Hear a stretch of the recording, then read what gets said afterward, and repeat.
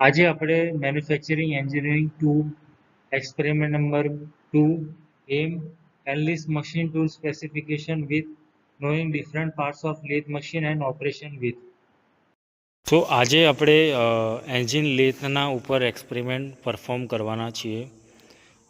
Engine lathe જે છે જેમાં ટર્નિંગ છે, રીમિંગ છે, બોરિંગ છે, નર્લિંગ છે, થ્રેડ કટિંગ છે, પાર્ટિંગ છે, અલગ અલગ ફેસિંગ છે, ઓપરેશન આપણે આમાં પરફોર્મ કરી શકીએ. એન્જિન લેથ જે છે એક મલ્ટીપર્પઝ કટિંગ ટૂલ છે જનરલ, જેમાં આપણે વેરિયસ ઓપરેશન્સ પરફોર્મ કરી શકીએ છીએ. અહીંયા તમે જોઈ શકો છો એન્જિન લેથમાં આ જે છે આપણું આ હેડ સ્ટોક છે, right. This is the head stock, right. અહીંયા જે છે સ્પિન્ડલ હોય છે, ગિયર મિકેનિઝમ હોય છે, મોટર હોય છે પાવર ટ્રાન્સમિટ કરવા માટે.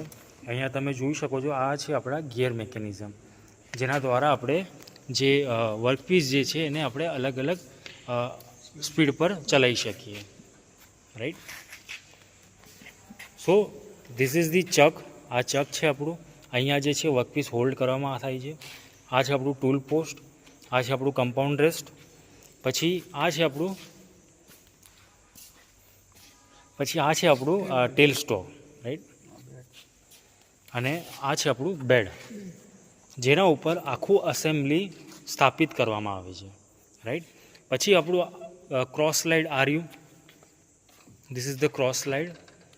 પછી સેડલ છે, નીચે છે આપણા લીડ સ્ક્રૂ.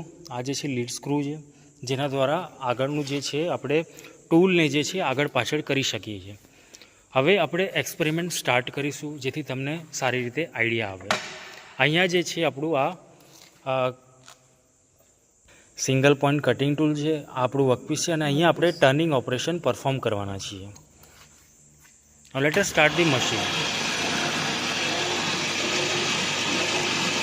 નીચે જે છે ચીપ નીકળે છે, ચીપ રિમૂવ થાય છે,